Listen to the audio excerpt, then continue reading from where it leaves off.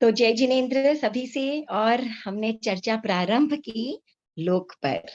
तो लोक में हमने बहुत सी चीजें जानी कि तीन हिस्से हैं, ऊर्ध्वलोक, अधोलोक और मध्यलोक, जिसमें से 7 रज्जु के करीब ऊर्ध्वलोक, 7 रज्जु से कुछ अधिक नीचे का लोक, और बचा खुचा 1800 योजन जितना ऊंचा मेरू पर्वत उतनी ही ऊंचाई है केवल मध्यलोक की।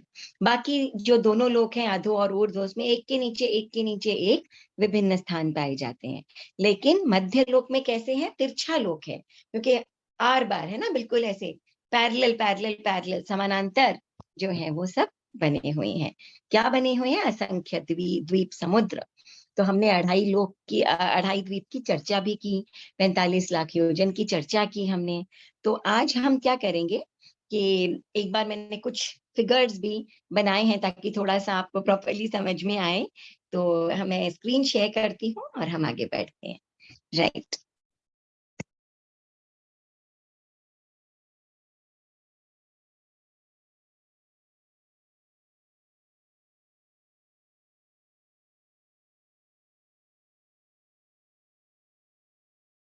तो एक क्विक रिकैप हम कर लेते हैं।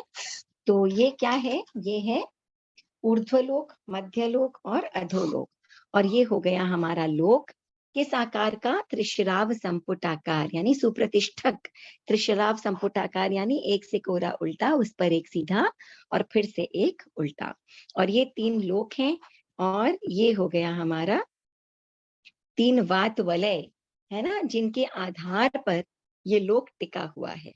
ठीक है। तो इसके अंदर जो घनोदधि वात वलय है, ये कैसा है? गाय के मूत्र के रंग के समान। उसके बाद घन वात वलय जो मूंग की दाल के समान रंग है। और उसके बाद तनु वात वलय जो बहुत से रंगों वाला है। तो ये थोड़ा सा कुछ बनाने की मैंने कोशिश की, और एक 3D फिगर है ये, ऐसा बिल्कुल फ्लैट नहीं है, 3D फिगर है, जिसके अंदर यहाँ पर बिल्कुल बीचों बीच में, यहाँ पीछे की तरफ में ये त्रस नाड़ी भी बनी हुई है। और हमने ये डायमेंशंस भी किए थे। तो ये डायमेंशंस हैं सारे। तो मैंने जहां जहां आर लिखा है उसका मतलब हो गया रज्जु। ठीक है। तो ये जो इसकी चौड़ाई है, ये 7 रज्जु है। लंबाई जो है ऊपर से नीचे तक सामने की तरफ से बदलती है, लेकिन पीछे की तरफ से, गहराई की तरफ से नहीं बदलती है। और जो हाइट है इसकी, ये पूरी 14 रज्जु की है। इसके ऊपर भी हमने चर्चा की। और इसके बाद हम आगे आ जाते हैं। आज का हमारा विषय ये है क्या? ये है हमारा जम्बू द्वीप। ठीक है। तो हमने अढ़ाई द्वीप को हमने समझा। आज हम जम्बू द्वीप की चर्चा करेंगे, उसके बाद एक बार फिर से हम अढ़ाई द्वीप के ऊपर आएंगे। ठीक है। तो हमने क्या समझा था? हमने समझा था कि ये था हमारा लोक। ठीक है। ये हमारा लोक था। इस लोक में यहाँ ये एक रज्जु जो लंबाई वाला हिस्सा है, ये है मध्य लोक। ठीक है। ये ऊर्ध्व लोक और ये अधोलोक। इसी के अंदर असंख्य द्वीप समुद्र, क्योंकि ये देखिए ये हमारी तरस नाड़ी है, और इसी तरस नाड़ी के अंदर यहाँ पर असंख्य द्वीप समुद्र, जिनमें से सबसे बीच में ये जम्बू द्वीप है। कैसा है? कोई सिलेंडर के जैसा। आप जैसे किसी कप को ले लीजिए, बंद कप को, ढक्कन वाले कप को, है ना, हैंडल नहीं है उसमें। तो ऊपर से जब आप उसे देखेंगे तो आपको लगेगा कि बिल्कुल एक फ्लैट सरफेस है ना। और उसके बाद में चूड़ी के आकार के, जैसे मैंने आपको बताया, टायर होते हैं, है ना। टायर को आप गिरा दीजिए तो कैसा दिखेगा? मानिए बीच में वो जो गोला है वो जम्बू द्वीप है, बाहर एक टायर, फिर एक और टायर, एक और टायर, टायरों पे टायर, असंख्य टायर, लंबाई चौड़ाई गहराई वाले। और उनके अंदर अलग अलग दुनिया है। कहीं पानी की दुनिया है तो कहीं पर पृथ्वी की दुनिया है। ठीक है। अलग अलग सौर मंडल हैं। तो ये सबसे भीतर वाला है जम्बू द्वीप। और इसके बिल्कुल सेंटर में है, क्या है? मेरू पर्वत, सुमेरु पर्वत।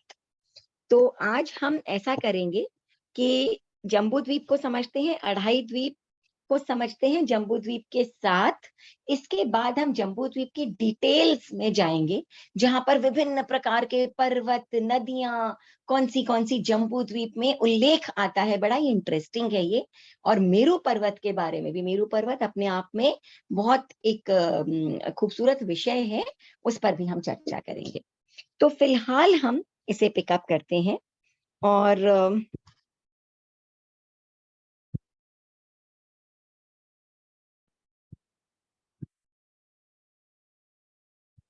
राइट, तो ये देखिए, ये हो गया जम्बू द्वीप। ठीक है, ये जो बिल्कुल बीचों बीच में है ना, ये जम्बू द्वीप। और जम्बू द्वीप के बीचों बीच में ये क्या है, ये वाला, ये क्या है, ये है मेरू पर्वत।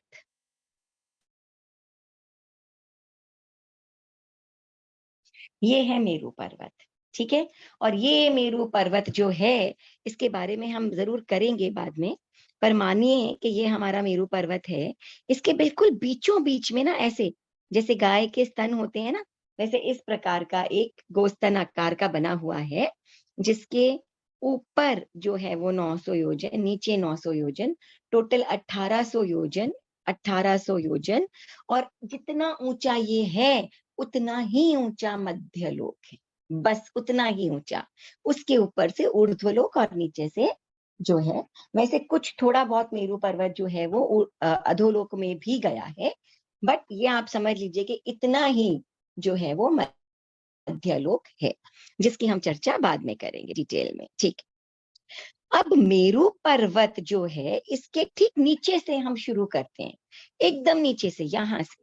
तो यहाँ बिल्कुल दक्षिण में आपको ये क्षेत्र दिख रहा है, ऐसा वाला, ये वाला क्षेत्र।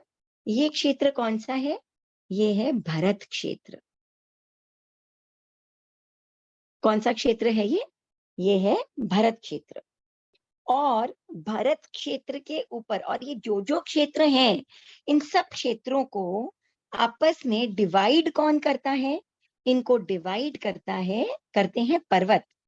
अलग अलग पर्वत जो हैं, वो इनको डिवाइड करते हैं। ठीक है, तो पहले हम क्षेत्रों को लिख लेते हैं, उसके आप चाहें तो इस फिगर को बना भी सकते हैं, थोड़ा रफ बना सकते हैं। वैसे जब हमारी क्लास कंप्लीट हो जाएगी, तो मैं आपको ये भेज भी दूंगी मैं।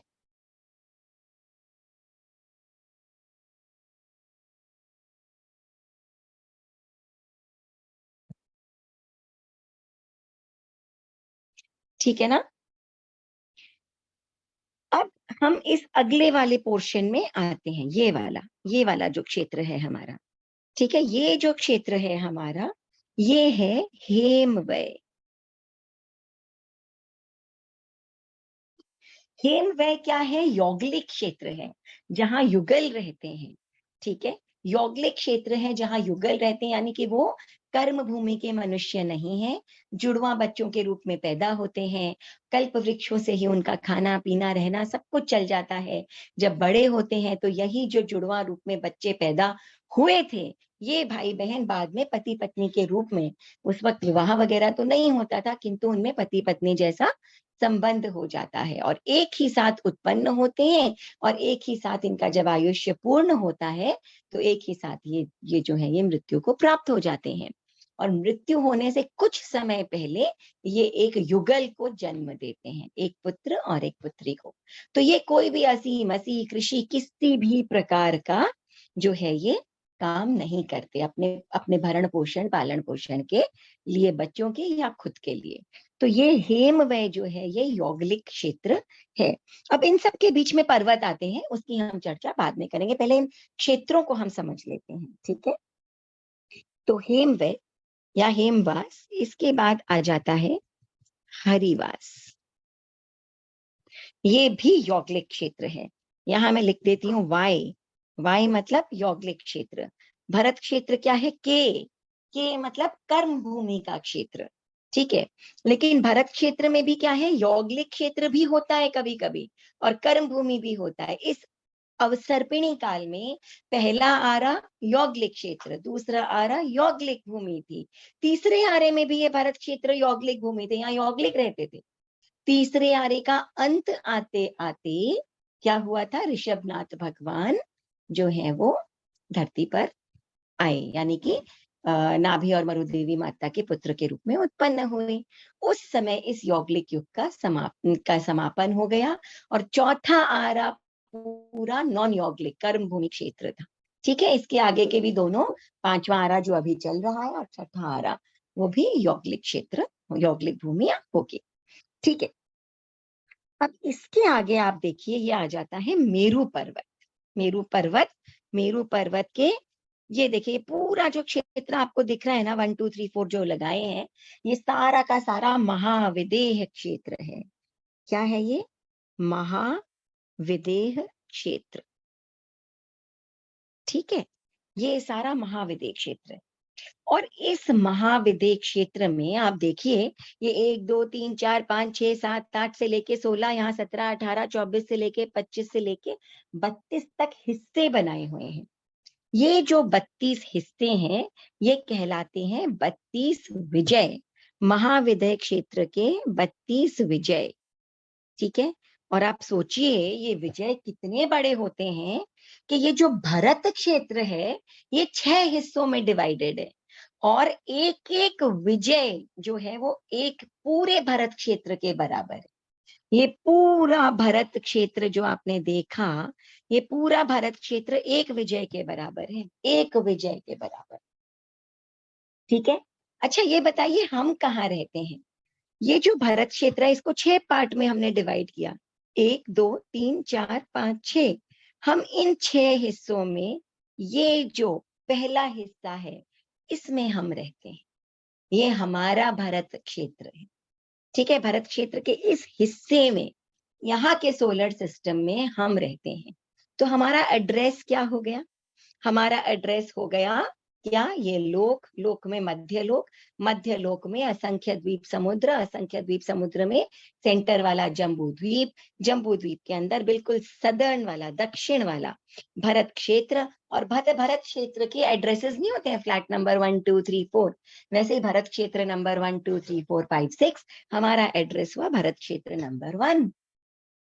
ये पूरा एक ही भरत क्षेत्र है, मगर इसी एक ही भरत क्षेत्र के इस एक हिस्से में हम रहते हैं, हमारा सोलर सिस्टम, हमारा सौर मंडल है। ठीक है, तो ये हमारा एड्रेस है इस जम्बू द्वीप के ऊपर, राइट। पर ऐसे किसी को लेटर मत भेज दीजिएगा, पहुंचेगा नहीं। ठीक है, इसके बाद में आगे ये देखिए ये 32 विजय बनी हुई है। ठीक है, और इस 32 विजय के पास में देखिए एक ये क्षेत्र और ये क्षेत्र भी आपको दिख रहा है, राइट। ये जो 2 क्षेत्र हैं, ये भी यौगिक क्षेत्र हैं। ठीक है, तो ये है देवकुरु। देवकुरु ये भी एक यौगिक क्षेत्र है और ये वाला है उत्तर कुरु। ये महाविद्य क्षेत्र के अंदर ही है। ये 2 यौगिक क्षेत्र जो है, ये देखिए पूरी महाविद्य की जो भूमि बनी हुई है, ये 32 विजयों के ठीक बीचों बीच में महाविद्य में ही ये मेरू पर्वत है, सुमेरु पर्वत है। और इस सुमेरु पर्वत के ठीक ऊपर नीचे उत्तर दक्षिण में देवकुरु और उत्तर कुरु, ये 2 यौगिक क्षेत्र हैं। ठीक है, अब देखिए ये जो महाविद्य क्षेत्र है, यहाँ क्या है, चौथे आरे जैसा समय रहता है हमेशा। चलिए हम पहले बाकी सारे क्षेत्र लिखें, उसके बाद हम आते हैं। अब महाविद्य के ऊपर वाला जो है, ये है रम्यकवास। ये भी यौगिक क्षेत्र है। ठीक है, हरिवास, हरिवास के ऊपर वाला रम्यकवास यौगिक। और हेमवय, हेमवय की तरह ऊपर जो है, ये है हिरण्यवय, हिरण्यवय, ये भी यौगिक क्षेत्र है। और बिल्कुल जैसे हमारा भरत क्षेत्र है, वैसे ही ऊपर उत्तर की तरफ है, क्या है, ऐरावत क्षेत्र।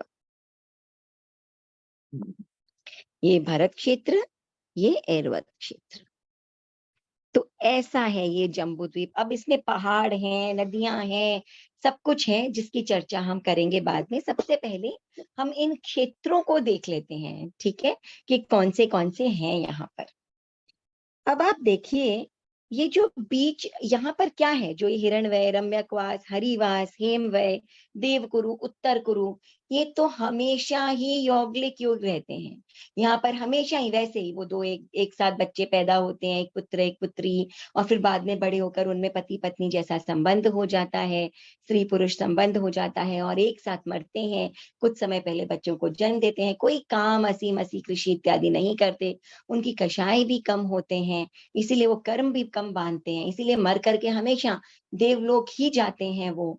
और ये यौगिक जो है, हिरणवैर, रम्यकवास, हरिवास, हेमवय, देवकुरु और उत्तर कुरु, इन 6 स्थानों में जम्बू द्वीप में हमेशा यौगिक युग ही रहता है। ठीक है, 1 2 3 4 5 एंड 6। ठीक है, यहाँ क्या रहता है? हमेशा यौगिक युग रहता है। ठीक है, चलिए इसको हम थोड़ा सा डिलीट कर देते हैं। ओके, अब आप देखिए भरत क्षेत्र और एरवत क्षेत्र, ये जो 2 क्षेत्र हैं, एक बिल्कुल जम्बू द्वीप के ऊपर नॉर्थ की तरफ है और एक बिल्कुल दक्षिण की तरफ है। ठीक है, दक्षिण वाला भरत क्षेत्र और उत्तर वाला एरवत क्षेत्र। अब इन दोनों में क्या है, इनमें अभी 5वां आरा चल रहा है अवसर्पिणी का, तो इस समय यहाँ पर तीर्थंकर नहीं है। ठीक है, इस समय तीर्थंकर नहीं है, लेकिन कम से कम 20 तीर्थंकर हर समय जो है वो लोक में विद्यमान रहते हैं, है ना, इस मध्य लोक में विद्यमान रहते हैं। तो फिर ये कहाँ है? इनमें से 4 इस जम्बू द्वीप के महाविद्य क्षेत्र में विद्यमान है। 4 तीर्थंकर, टोटल 20 है ना, जो विराजमान तीर्थंकर हैं, जो विचरण कर रहे हैं इस समय, कहां पर? इस लोक में, राइट। तो वो जो तीर्थंकर हैं, उनमें से 4 तीर्थंकर इस समय इस महाविद्य क्षेत्र में विद्यमान है। तो इसमें से जो ये 8वीं विजय आपको दिख रही है, यहाँ पर सीमंदर स्वामी है। सीमंदर स्वामी का नाम तो सबने सुना होगा, है ना। सीमंदर स्वामी इस 8वें विजय में इस समय विद्यमान है। और ये जो 9वां दिख रहा है विजय, यहाँ पर कौन से हैं? यहाँ पर हैं युगमंदर स्वामी।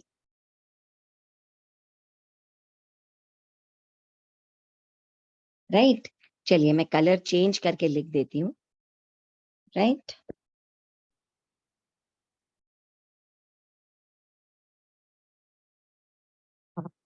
सीमंदर स्वामी और यहाँ है युगमंदर स्वामी।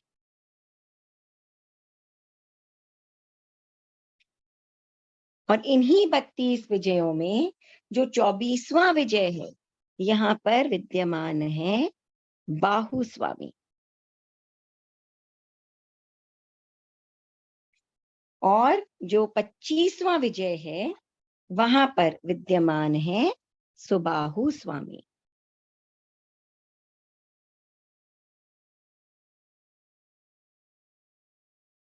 ठीक है, तो ये 4 तीर्थंकर आप देखिए जम्बू द्वीप में अभी भी विद्यमान है। राइट, तो ये हो गया हमारा जम्बू द्वीप में जो अलग अलग क्षेत्र हैं उसकी बनावट। अब हम कभी कभी सोचते हैं ना, कहाँ है ये महाविद्य क्षेत्र, कहाँ है ये यौगिक युग कहाँ कहाँ चल रहा है, क्या है, ऐसा इस तरह का दिखता है अपना जम्बू द्वीप। ठीक है, और इसी जम्बू द्वीप के चारों तरफ फिर क्या आ जाता है? लवण समुद्र, फिर धातकी खंड, फिर उसके बाद कालोदधी समुद्र, फिर पुष्कर द्वीप, फिर महापुष्कर समुद्र। इस तरह से करते करते असंख्य द्वीप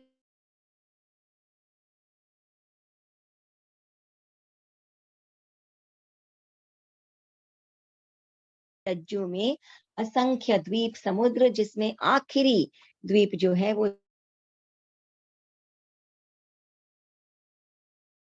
इस प्रकार असंख्य द्वीप और असंख्य समुद्र, और ये हो गया जम्बू द्वीप। ठीक है, अब मैं एक बार, अच्छा चलिए ठीक है, आप अपने क्वेश्चंस जो हैं वो सारे कलेक्ट कर लीजिए, हम एक साथ कर लेंगे क्वेश्चन आंसर सेशन। अब देखिए, हमने अढ़ाई द्वीप की कल चर्चा की थी, राइट। तो अढ़ाई द्वीप की कल हमने चर्चा की थी। तो ये है हमारा अढ़ाई द्वीप, ये हमारा मेरू पर्वत है ना।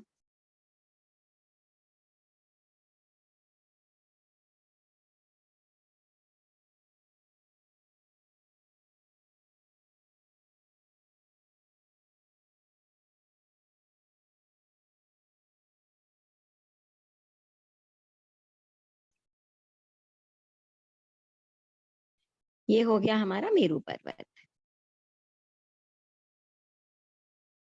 ठीक है।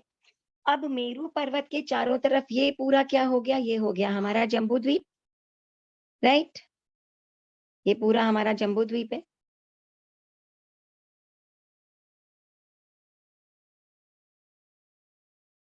ठीक है। और इस जम्बू द्वीप के बाहर ये क्या है, ये वाला क्या हो गया, ये हो गया लवण समुद्र।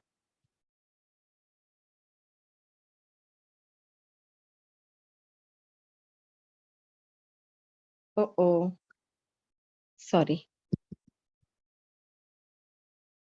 मैंने इसको रिमूव ही नहीं किया था।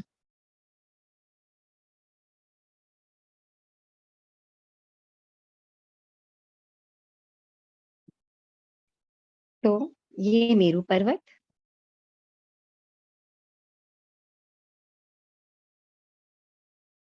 ये हो गया हमारा, ये पूरा हमारा जम्बू द्वीप है। ये पूरा है ना, ये जो दिख रहा है पूरा हमारा, ये क्या है, ये पूरा क्या है, ये जम्बू, जम्बू द्वीप। तो यहाँ हम लिख देते हैं जम्बू द्वीप। और जम्बू द्वीप के बाहर ये क्या है, ये हो गया लवण समुद्र, ये लवण समुद्र। ठीक है। अब अभी अभी हमने किया कि भाई जम्बू द्वीप में क्या था, बीचों बीच में महाविद्य क्षेत्र था और मेरू पर्वत था, फिर हमारे यौगिक वाले स्थान थे, और बिल्कुल नीचे और बिल्कुल ऊपर भरत क्षेत्र और ऐरावत क्षेत्र थे। एक महाविद्य क्षेत्र, ठीक है, और 6 यौगिक युग है ना, देवकुरु, उत्तर कुरु, हरिवास, रम्यकवास, हेमवय, हिरण्यवय। 6 यौगिक युग, यौगिक भूमिया, और इसके अलावा 2 जो है वो जिनके अंदर कर्म भूमि भी चलती है और यौगिक युग भी चलता है, वो है भरत और ऐरावत। समय की बात है, अभी 5वां आरा चल रहा है, तो इस समय कर्म भूमि चल रही है। महाविद्य क्षेत्र में हमेशा चौथे आरे जैसा समय रहता है। ठीक है, इसीलिए यहाँ हर समय जो है वो तीर्थंकर विद्यमान रहते हैं। तो एक महाविद्य और एक भरत, एक ऐरावत, और 6 जो है वो यौगिक भूमियां, 2 कर्म भूमियां, एक महाविद्य वो भी कर्म भूमि, और इसके अलावा 6 यौगिक भूमियां। ठीक है। अब हम आगे आ जाते हैं कालोदधि, ये धातकी खंड में। तो ये क्या हुआ हमारा, ये हो गया हमारा धातकी खंड। ठीक है ना, ये हो गया धातकी खंड, जिसकी हमने कल चर्चा की थी कि लवण समुद्र, ये जम्बू द्वीप, ये लवण समुद्र, और लवण समुद्र के बाहर ये वाला क्या हो गया, ये हो गया धातकी खंड। अब हमने कहा कि ये डबल है, डबल का मतलब क्या हुआ, जम्बू द्वीप था यहां से यहाँ 1 लाख योजन, ये जो लवण समुद्र है ये 2 लाख योजन, और ये वाला जो हिस्सा है ये 4 लाख योजन इधर, यहाँ पर ये 2 लाख योजन, और यहाँ पर ये 4 लाख योजन। ठीक है ना, सॉरी, ये 2 लाख योजन और ये 4 लाख योजन। ठीक है, ये क्या हो गया, धातकी खंड। अब देखिए धातकी खंड क्या है, जम्बू द्वीप के इस तरफ भी है और जम्बू द्वीप के उस तरफ भी है। इसीलिए इस धातकी खंड में यहाँ भी एक मेरू पर्वत है, और इस धातकी खंड में यहाँ भी एक मेरू पर्वत। देख रहे हैं आप, जम्बू द्वीप तो गोले के समान है और धातकी खंड एक टायर के समान है, राइट। तो जब वो टायर के समान है, तो जम्बू द्वीप के लेफ्ट में भी एक मेरू पर्वत है और राइट में भी एक मेरू पर्वत है। और क्योंकि 2 मेरू पर्वत है, इसीलिए उन मेरू पर्वत वाले जो क्षेत्र है उनको हम कहते हैं महाविद्य क्षेत्र। एक महाविद्य क्षेत्र यहाँ है और एक महाविद्य क्षेत्र यहाँ भी है। ठीक है, ये बात आई समझ में, ये है महाविद्य क्षेत्र। कितने हो गए, 2 महाविद्य क्षेत्र। तो धातकी खंड में कितने मेरू पर्वत, मेरू पर्वत 2, और कितने महाविद्य विदेय क्षेत्र कितने हो गए, ये भी 2, एक जम्बू द्वीप के लेफ्ट साइड में और एक जम्बू द्वीप के राइट साइड में, दाहिने तरफ और बाएं तरफ, दोनों तरफ। ठीक है, और अगर हम इस तरफ से आगे चलते हैं और इस तरफ से भी आगे चलते हैं तो हमें क्या मिलता है? आगे बढ़ते बढ़ते ये सारे यौगिक क्षेत्र इत्यादि, है ना? नीचे हमें यहाँ पर मिल जाता है भरत क्षेत्र और यहाँ मिल जाता है ऐरावत क्षेत्र। ठीक है, ये विंध्य क्षेत्र, ये मेरू पर्वत, ये विंध्य क्षेत्र, ये मेरू पर्वत। ठीक है, और यहाँ पर इसी का हिस्सा है जो आपके देवकुरु उत्तर कुरु है, देवकुरु उत्तर कुरु, देवकुरु उत्तर कुरु। ठीक है, ये मैंने उस तरफ बना दिया, यहाँ देवकुरु उत्तर कुरु। ठीक है, और यहाँ क्या आ गया हमारा? हेम वह हिरण यौगिक युग, यौगिक बिल्कुल जैसे वहां बनाया है ना हमने, बिल्कुल वैसे ही यौगिक, यौगिक युग, और यहाँ पर भी ये हमारा यौगिक और ये यौगिक क्षेत्र हैं सारे हमारे। ठीक है, अब नीचे यहाँ भरत मिल गया, यहाँ ऐरावत मिल गया, इधर भी ऐरावत और इधर भी भरत। ठीक है, तो यहाँ अब हम क्या देखते हैं कि इधर हमारे पास देवकुरु कितने हो गए? 2। उत्तर कुरु कितने हो गए? 2। एक इस तरफ और एक इस तरफ, हर चीज 2-2 तरफ है। मेरू पर्वत 2, महाविद्य क्षेत्र 2, देवकुरु 2, उत्तर कुरु 2, एक दाहिने तरफ एक बाईं तरफ। ठीक है, हेमवय 2, हिरण्यवय 2, हरिवास 2, रम्यकवास 2, भरत क्षेत्र 2 और ऐरावत क्षेत्र भी 2। ठीक है, क्योंकि इधर से जब गए तो ऐसे ऐरावत क्षेत्र मिला और इधर से गए तो यहाँ भी ऐरावत क्षेत्र मिला। ठीक है, तो कितने ऐरावत हो गए? 2। कितने भरत हो गए? 2। जम्बू द्वीप में 1 भरत क्षेत्र और धातकी खंड में 2 भरत क्षेत्र, टोटल हो गए 3 भरत क्षेत्र। ठीक है, इसके आगे ये वाला हिस्सा क्या है? यहाँ पर जो है ये क्या है हमारा? ये हो गया कालोदधी समुद्र। ठीक है, कालोदधी समुद्र किसको घेरे हुए? धातकी खंड को घेरे हुए। ठीक है, और उसके बाहर ये क्या हो गया? ये हो गया हमारा पुष्कर द्वीप। इसके बाहर वाला है ना, कालोदधी समुद्र के बाहर वाला घेरा किसका है? पुष्कर द्वीप। और यहाँ ये कौन से पर्वत हैं? ये वाले, ये है मनुष्योत्तर पर्वत। क्यों? क्योंकि इनके पीछे की साइड में मनुष्य नहीं रहते, बिल्कुल बीचों बीच में देखिए पूरा पर्वतों का घेरा बना हुआ है, यहाँ मनुष्य नहीं रहते। इस घेरे के भीतर भीतर जो है वो मनुष्य रहते हैं 45 लाख योजन लंबाई में। यहाँ तक ये जो मनुष्योत्तर पर्वत का घेरा है इसके भीतर मनुष्य रहते हैं। ठीक है, यहाँ मनुष्य नहीं रहते हैं। तो अब क्या है कि क्योंकि ये डबल होना चाहिए मगर आधा हो गया, तो यहाँ भी क्या है कि ये जो है वो 16-16 का ही हो जाता है। अब हम इधर आ जाते हैं तो यहाँ भी देखिए एक मेरू पर्वत, एक और मेरू पर्वत, ये मेरू पर्वत, मेरू पर्वत। ठीक है, यहाँ पर ये महाविद्य क्षेत्र, मेरू विद्य क्षेत्र। ठीक है ना, ये देखिए मेरू और ये विद्य क्षेत्र। ठीक है, ये हो गया देवकुरु उत्तर कुरु, ये देखिए उत्तर कुरु और देवकुरु। ठीक है, यहाँ पर ये भरत, ये एक और भरत दाहिने तरफ से आएंगे तो ये ऐरावत क्षेत्र, ये भी ऐरावत क्षेत्र। ठीक है, और यहाँ से 2 यौगिक भूमियां बनती है, ये यौगिक क्षेत्र और ये यौगिक क्षेत्र। ठीक है ना, यहाँ पर भी ऐसे 2 यौगिक क्षेत्र बनते हैं।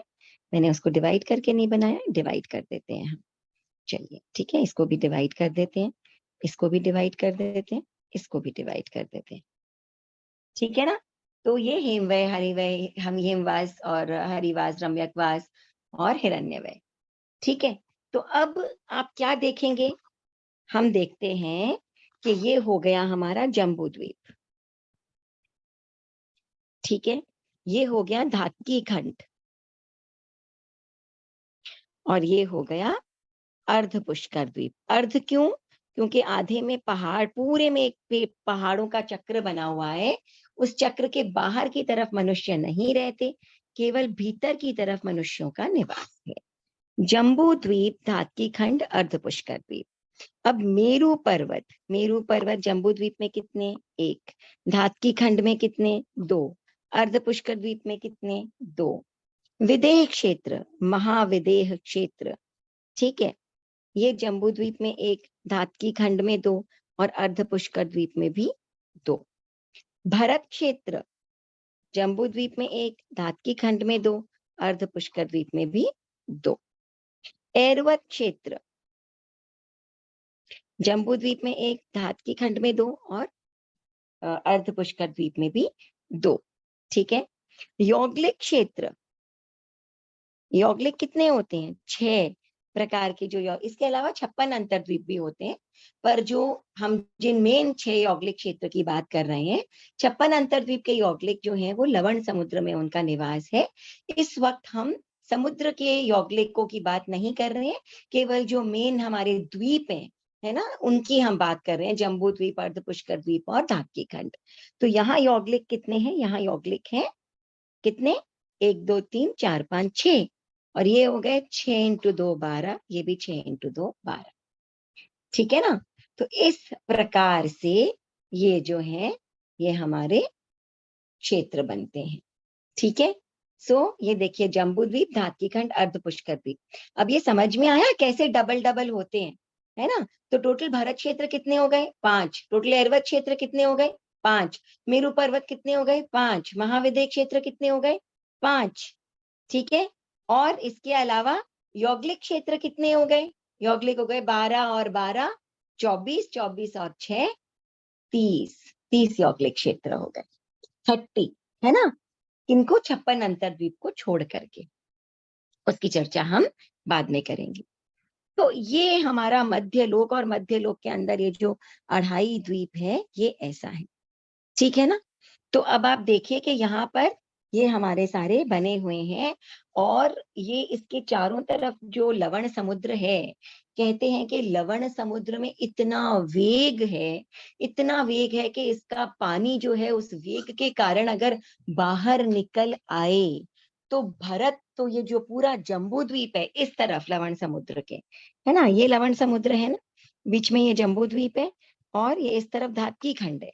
अगर इस का पानी, इतना वेग है इसमें, अगर ये यहाँ और यहाँ बाहर निकल आए तो क्या होगा कि ये संपूर्ण जम्बू द्वीप विनष्ट हो जाएगा, जहां हम रहते हैं, जहां एक छोटे से हिस्से में हम रहते हैं, और ये संपूर्ण धात की खंड भी विनष्ट हो जाएगा। और वेग इतना है कि पानी आ ही जाए तो कितने कितने नाग कुमार जाति के देवता हर समय इस पानी को दबाने का काम करते हैं, मगर उनके वश का थोड़ी है जम्बू द्वीप के पानी को पूरा दबा ले। तो फिर ये ठहरा हुआ कैसे है पानी? तो जम्बू द्वीप में और धातकी खंड में, इनमें हर समय तीर्थंकरों का, साधुओं का, साध्वियों का, श्रावकों का, श्राविकाओं का, सम्यक दृष्टि व्यक्तियों का वर्चस्व रहता है, ये विद्यमान रहते हैं। तो इनका तप का तेज ऐसा होता है, इनकी आत्मा का तेज ऐसा होता है कि ये लवण समुद्र कभी भी अपनी सीमा को नहीं लांघता, कभी भी अपनी मर्यादा को नहीं लांघता, है ना। तो ऐसा होता है धर्म का या अच्छे जीवों के होने का तेज, ठीक है। तो आज हम इतना ही करेंगे। हम अगली बार जम्बू द्वीप को थोड़ा डिटेल में करेंगे कि कैसे कैसे किन किन नदियों इत्यादि का वर्णन आता है, और एक मेरू पर्वत को प्रॉपरली करेंगे। इसके बाद हमारा जो ये मध्य लोक है इसका काम कंप्लीट हो जाता है। तो ये जितने भी क्षेत्र हम देख रहे हैं ना, इनके सबके बीच में पर्वत पर्वत आते हैं, ठीक है। तो ये कौन से पर्वत हैं, इनका नाम क्या है, ये हम नेक्स्ट टाइम करेंगे। लेकिन फिलहाल आज हम इतना ही करेंगे। आप चाहें, मैं वैसे पूरा पीडीएफ आपको जब ये कोर्स कंप्लीट होगा लोक का तब भेज दूंगी। अभी अगर आप चाहें तो आप स्क्रीनशॉट ले सकते हैं, है ना। ये जम्बू द्वीप का स्क्रीनशॉट है, आप चाहें तो ले सकते हैं जम्बू द्वीप द्वीप की पिक्चर,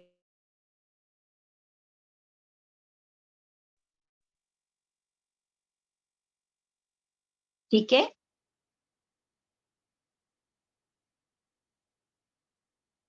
ले लिया, जिसको भी लेना था स्क्रीनशॉट ले लिया आपने।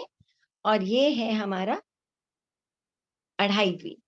तो अढ़ाई द्वीप का भी आप चाहें तो एक स्क्रीनशॉट आप ले सकते हैं, पिक्चर आप ले सकते हैं इसकी। ठीक है?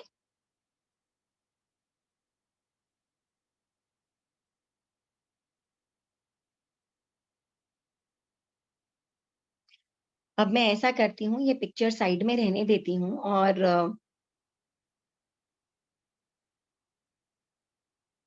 ज़ूम को हम खोलते हैं।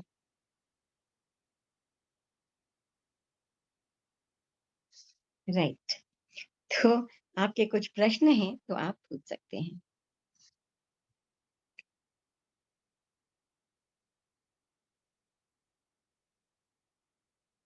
हाँ, मुझे अनम्यूट करना पड़ेगा, 1 मिनट। Participants mute all. हाँ जी, अब आप चाहें तो हैंड रेज कर दीजिए, मैं हैंड देख करके बताती हूँ। 1 मिनट। ओके, सरिता जी, आपका प्रश्न क्या है? जय जिनेंद्र भाभी। जय जिनेंद्र जी। बहुत अच्छा एक्सप्लेनेशन कर रहे हो आप, मजा आ रहा है एकदम। अभी तो मतलब ऐसे लग रहा है कि भ्रमण कर रहे हैं हम लोग लोक में अभी। ठीक है, लोक में भ्रमण कर तो रहे हैं। हाँ, ऐसा लग रहा है कि एकदम क्लियर हो रहा है चीज, एकदम हर चीज क्लियर हो रही है एकदम। Thank you so much.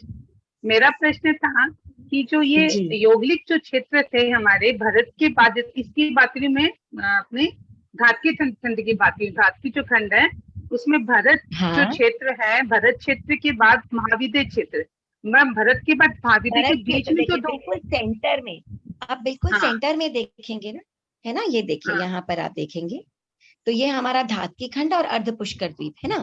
तो ये जम्बू द्वीप है, यहाँ पर ये महाविद्य क्षेत्र है, ये ये अर्ध महाविद्य पुष्कर है, द्वीप का महाविद्य ठीक क्षेत्र है। है। तो ठीक है, इसके जो और जो बीच में भरत जो क्षेत्र दोनों। है इनके, हम्म।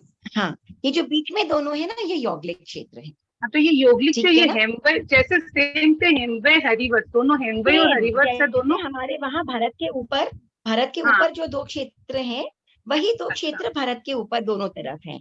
ठीक है, ठीक। और उसके ऊपर हाँ जो दो है वो उसके ऊपर है। ठीक वैसे ठीक। ही एरवत के हाँ नीचे और उसके नीचे जो हम्म, क्षेत्र है, ठीक है ना, बिल्कुल ठीक। सेम बनावट हाँ है, कोई भी डिफरेंस नहीं है उसमें। ठीक है ना? Thank you. हाँ थैंक यू। जी। चलिए नेक्स्ट क्वेश्चन, एकता जी आप कुछ पूछना चाहती हैं? जय जिनेंद्र, एक बार आप ऊपर जी वाली पिक एकता जी। दिखाइए, मैं उसमें कुछ पूछना चाहती हूँ।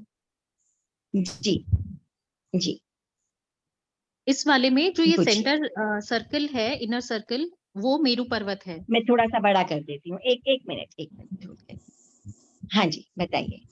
तो ये हाँ जो सेंटर में जो छोटा हाँ, सा बिल्कुल, ये सर्कल जो है, ये सेंटर में मेरू गोला पर्वत बना है। हुआ है ना, ये मेरू पर्वत है। हाँ, बिल्कुल, ये इसके मेरू पर्वत आसपास है। जो ये हाँ, खाली जगह है, वो क्या है? जो खाली जगह है उसको हम अभी वी विल डू चर्चा।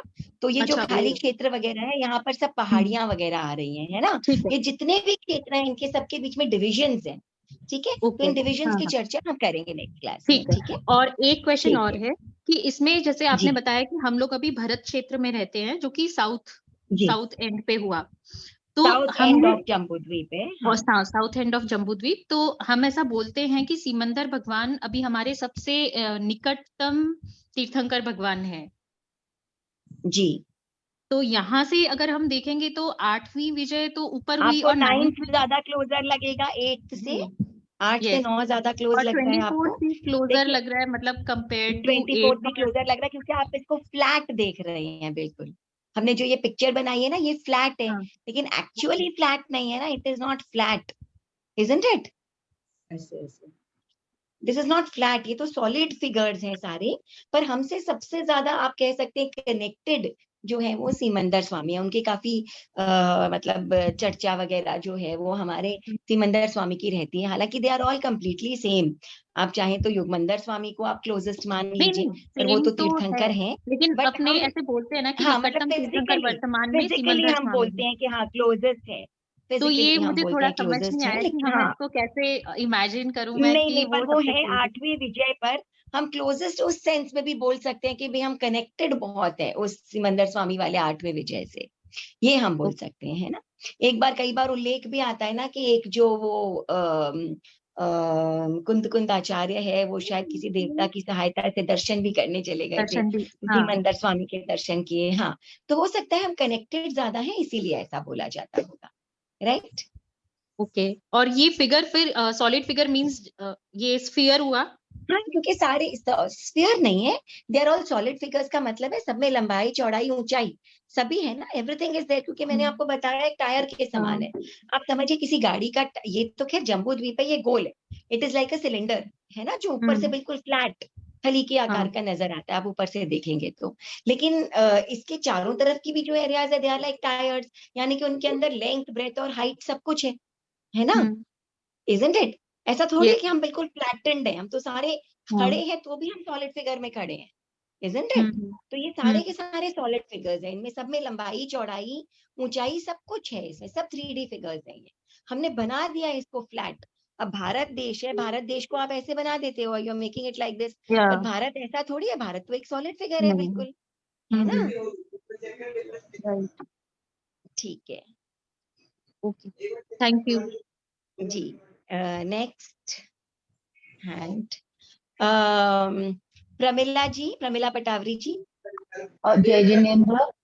जय ये जो जिनेन्द्र, अपना प्रमिला जी। ये जो अपना सर्कल है जम्बू द्वीप के टुवर्ड्स राइट हाँ और लेफ्ट, जो हमने 32 विजय कहा है, तो ये जी, कंप्लीटली ये महाविजय क्षेत्र हमने कहा कि एक ही है, तो ये पूरा का हाँ, पूरा लेफ्ट और राइट मिलके ये एक पूरा महाविद्य क्षेत्र है बिल्कुल।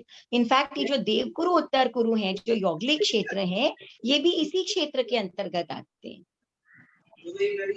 अच्छा, इसको कंप्लीटली एक ही ये मानेंगे कंप्लीटली महाविजय पूरा क्षेत्र? ये महाविद्य क्षेत्र है। हाँ, ये पूरा बिल्कुल 32 विजय वाला, ये पूरा, ये जो पूरा क्षेत्र है ना, ये पूरा महाविद्य क्षेत्र जो है, ये पूरा महाविद्य क्षेत्र एक है, जो जम्बू द्वीप का महाविद्य क्षेत्र है। तो ये राइट और लेफ्ट होने के कारण हम इसे अलग अलग नहीं मानेंगे, हम इसे एक ही नहीं, हम मानेंगे? इसे अलग अलग नहीं, हाँ, अलग अलग नहीं, इसको एक ही मानेंगे हम।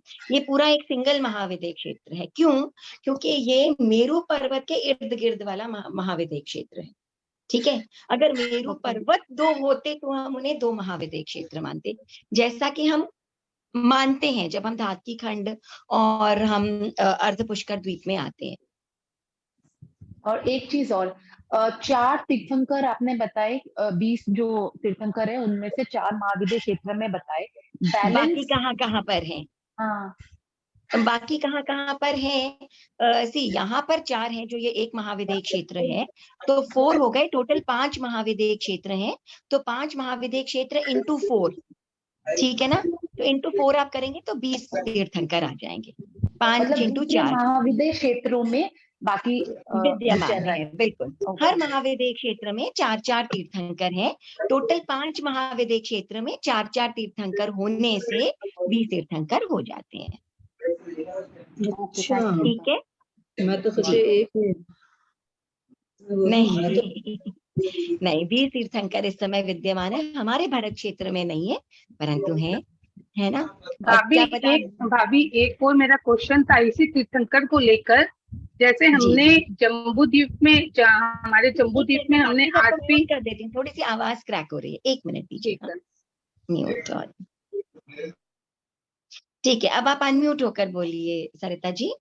हाँ, जैसे जम्बू द्वीप में 8वीं और 9वीं विजय में और 24वीं और 5वीं विजय में हमारे तीर्थंकर है 4, ठीक है, जम्बू द्वीप वाले में, ठीक है। तो फिर जो धातकी खंड में तो 2 महाविद्य क्षेत्र हो गए, ठीक है। हाँ, तो 2 महाविद्य क्षेत्र में हम फिर कौन कौन सी विजय में मानेंगे उनको? वहां पर तो हमने विजय का डिवीजन किया ही नहीं है, हमने सिर्फ अभी कह तक दिया किया नहीं। महाविद्य क्षेत्र है। नहीं, तो बस हमने कोई विजय का डिवीजन वहां नहीं किया है। हमने सिर्फ ये बताया कि 2 महाविद्य क्षेत्र और हैं धातकी खंड में, और 2 महाविद्य क्षेत्र और हैं अर्ध पुष्कर द्वीप में, ठीक है ना? और हर महाविद्य क्षेत्र में 4 हैं, तो 4-4 को अगर 5 में हम गुणा करेंगे तो 20 तीर्थंकर आ जाएंगे, ठीक है ना? राइट। निशा जी, आपका कोई प्रश्न है? जय जिनेन्द्र, वो मेरा जय प्रश्न जिनेन्द्र, निशा जी।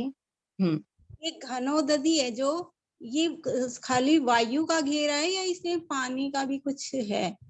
ये होते वायु के ही घेरे हैं, वात वलय। वात का मतलब होता है वायु और वलय का मतलब होता है घेरा। तो है तो ये वायु के ही घेरे, लेकिन वायु जो खुद है वो जल सहित वायु हो सकती है ना। ह्यूमिडिटी हम किसको कहते हैं? जब वायु के अंदर पानी मिश्रित होता है तो उससे हम क्या कह सकते हैं? जल मिश्रित वायु। वो तो हो ही सकती है ना, होती है आर्द्रता जो होती है वायु में, ठीक है, लेकिन होते हैं वायु के ही घेरे हैं। और ये विजय का मतलब क्या होता है? क्षेत्र? विजय का मतलब है क्षेत्र। हाँ, ये 32 विजय हैं, ये 32 क्षेत्र हैं और बहुत बड़े बड़े क्षेत्र हैं।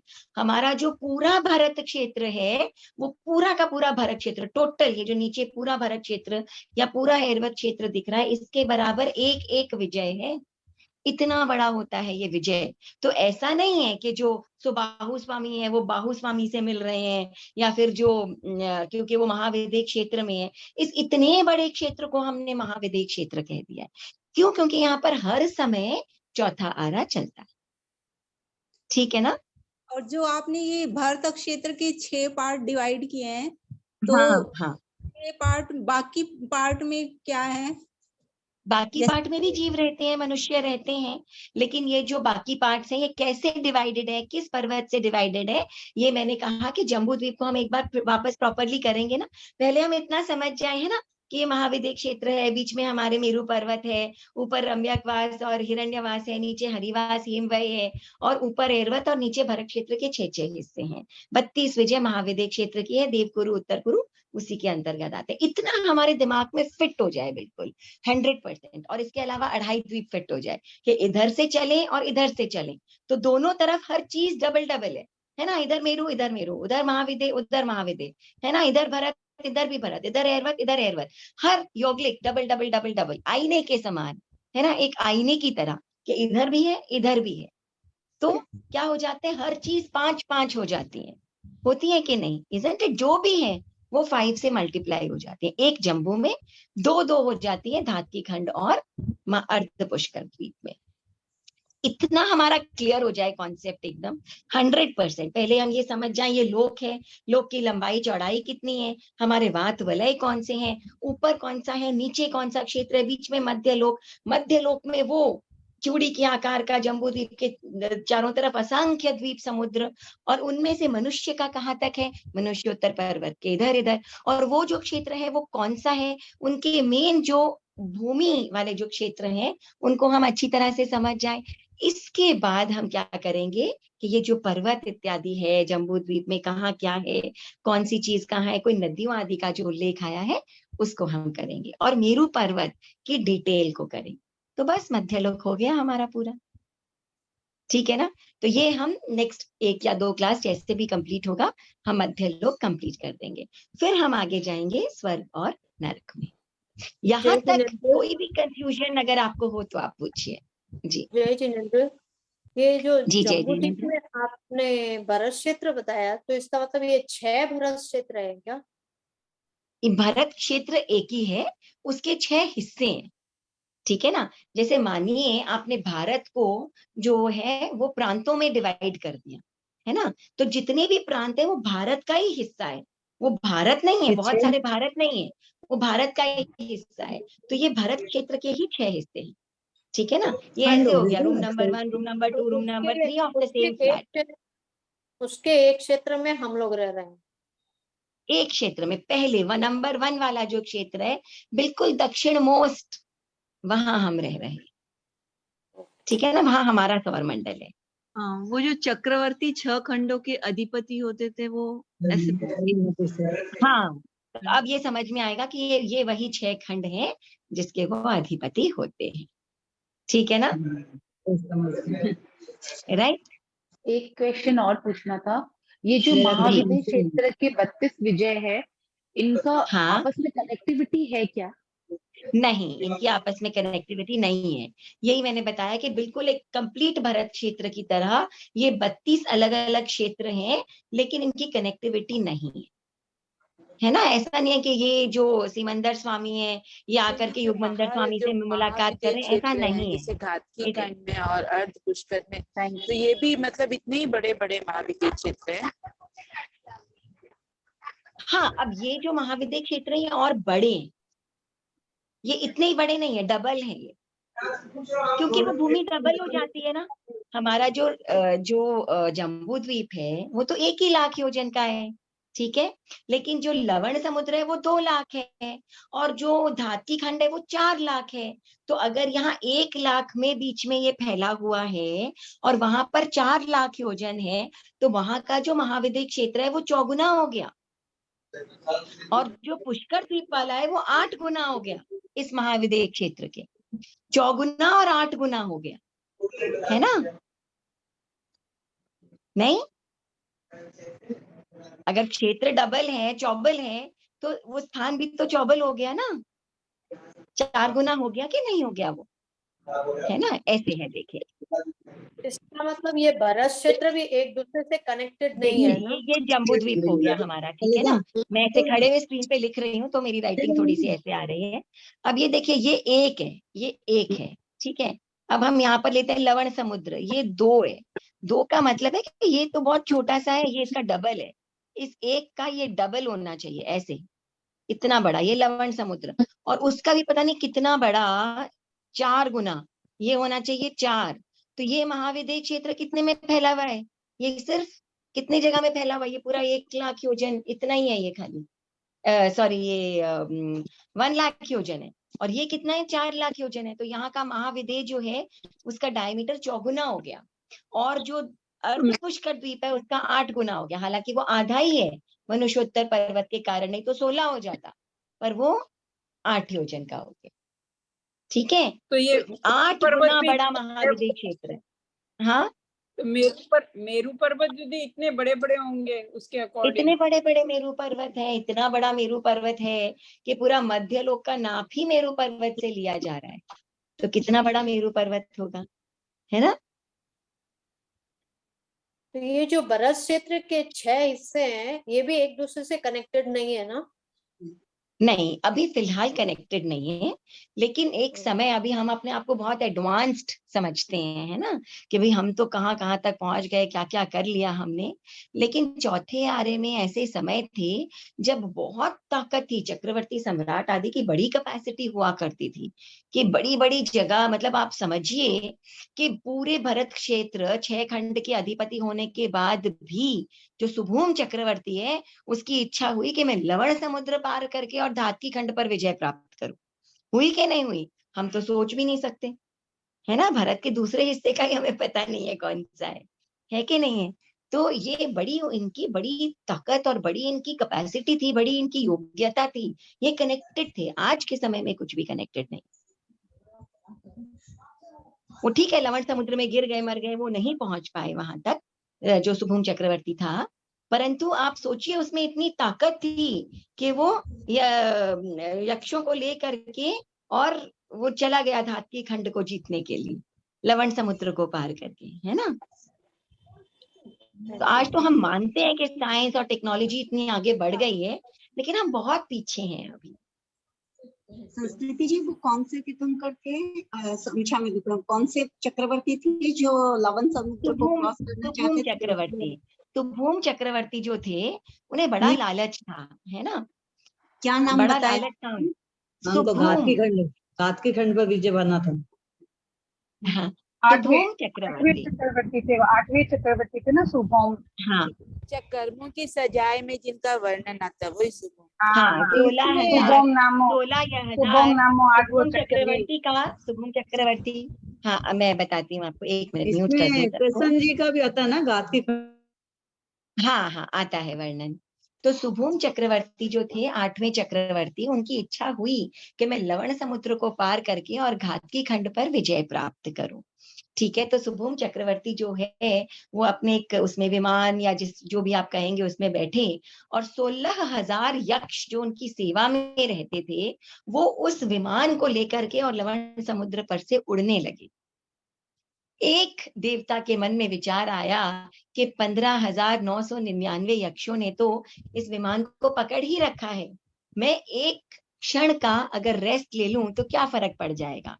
मगर उसी क्षण, उसी मोमेंट सारे 16,000 यक्षों के मन में यही विचार आया और एक साथ सबने उस विमान को छोड़ दिया और सुभूम चक्रवर्ती लवण समुद्र में गिर करके और मृत्यु को प्राप्त हुआ।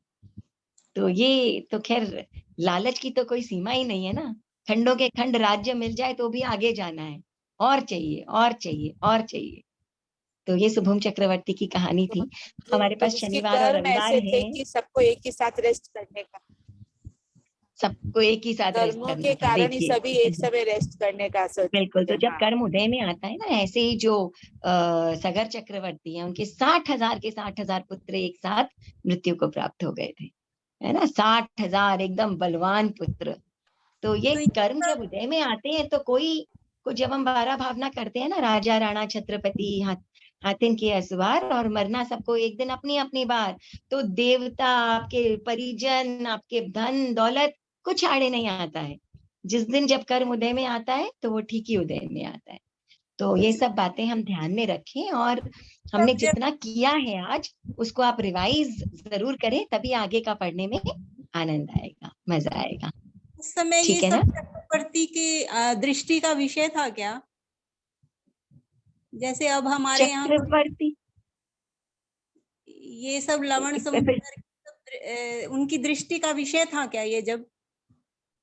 देखिए ऐसा होता है ना, चक्रवर्ती के बहुत सारे देवता सेवा में रहते हैं, और उसके अलावा चक्रवर्ती की जो पावर होती है सोचने समझने, इंटेलिजेंस वगैरह बड़ी स्ट्रांग होती है। बड़े बड़े कैलकुलेशंस जो हम कैलकुलेटर कंप्यूटर में करते हैं वो क्षणों में मुंह जबानी कर लेते हैं। इतनी उनके अंदर इंटेलिजेंस होती है चक्रवर्ती में। हमारे जैसी थोड़ी है, बहुत विशाल उनके अंदर इंटेलिजेंस होती है चक्रवर्ती में। तो कहाँ तक कितना देख सकते हैं और कितना देवताओं की मदद से देख सकते हैं ये मैं नहीं कह सकती हूँ, लेकिन हाँ उनकी किसी ना किसी रूप में जरूर दृष्टि वहां हो सकता है जाती हो। सब प्रत्यक्ष ज्ञान है ना, ये तो तीर्थंकरों का विषय है, तो वो चक्रवर्तियों को भी तो होता है। तीर्थंकरों का विषय तो अनंत है ना। तीर्थंकरों का विषय तो सर्वद्रव्य क्षेत्र काल भाव है।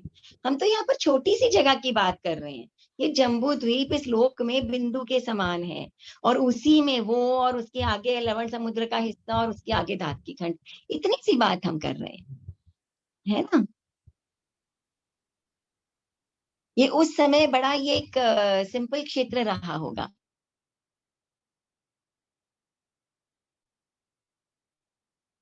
ठीक है, चलिए, तो आई होप आज समझ में आया, कंफ्यूजिंग नहीं हो गया, कॉम्प्लिकेटेड नहीं हुआ। एंड ये आप करिएगा जरूर, एक बार इसको रिवीजन अवश्य करिएगा। और अगर आप कहें तो मैं ये पीडीएफ शेयर भी कर देती हूँ ग्रुप में, पढ़ाई वाले ग्रुप में। मुझे पता नहीं आप लोगों में से कौन कौन है उसमें। हाँ, बट कर दीजिए आप उसमें जी। अभी कर दूं क्या मैं share? जम्बू द्वीप का कोई 3D मॉडल का फोटो भी होगा?